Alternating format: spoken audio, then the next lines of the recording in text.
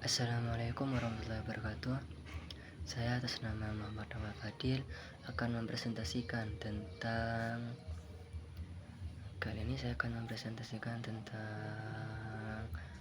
penilaian berbasis kelas.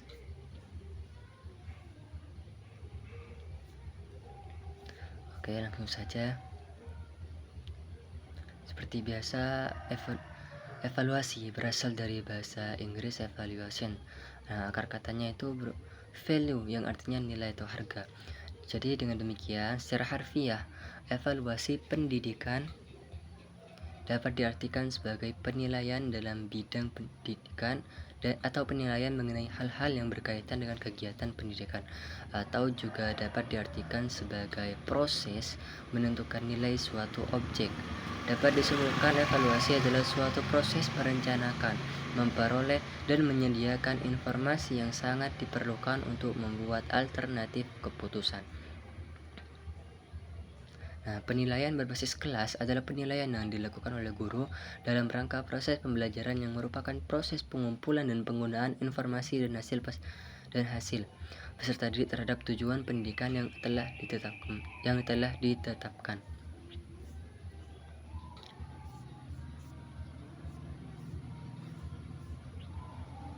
Menurut Gronlund dan Lin, penilaian kelas merupakan proses sistematis dalam mengumpulkan, menganalisis, dan menginterpretasi informasi untuk sejauh mana siswa telah mencapai tujuan pembelajaran. Pusat Kurikulum Balitbang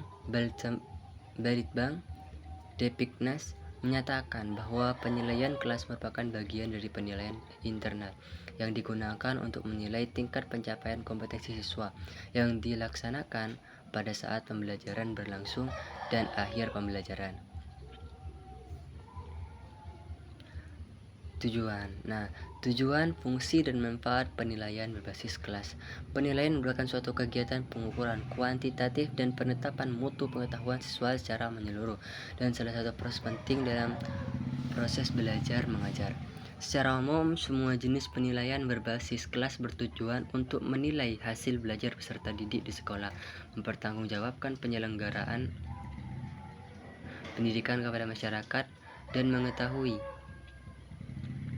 ketercapaian mutu pendidikan secara khusus. Penilaian berbasis kelas bertujuan untuk mengetahui kemajuan dan hasil belajar siswa, mendiagnosis kesulitan belajar, memberikan umpan balik atau perbaikan, penentuan kenaikan kelas, dan memotivasi peserta didik dengan cara mengenal dan memahami diri serta merangsang untuk melakukan usaha pendidikan. Fungsi penilaian kelas. Yang pertama, memberi umpan balik pada program jangka pendek yang dilakukan oleh peserta didik dan guru dalam kegiatan proses belajar.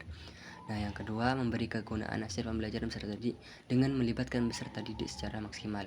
Nah, yang ketiga, membantu pembuatan laporan lebih bagus serta menaikkan efisiensi pembelajaran. Yang keempat, mendorong pengajaran sebagai proses penilaian formatif. Peserta didik dapat memantau pembelajaran dirinya secara lebih baik dan lebih menitik beratkan pada kemampuan, keterampilan, dan nilai.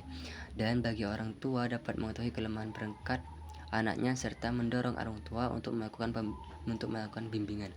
Nah, yang ketujuh, melibatkan orang tua peserta didik untuk melakukan diskusi dengan guru atau sekolah dalam hal perbaikan kelemahan peserta didik. Nah, prinsip dan prosedur penilaian berbasis kelas. Yang pertama itu mendidik. Jadi penilaian harus memberikan sumbangan positif terhadap pencapaian belajar siswa. Nah, yang kedua, terbuka. Kriteria penilaian dan dasar pengambilan keputusan harus jelas dan terbuka bagi semua pihak. Yang ketiga, menyeluruh, mencakup semua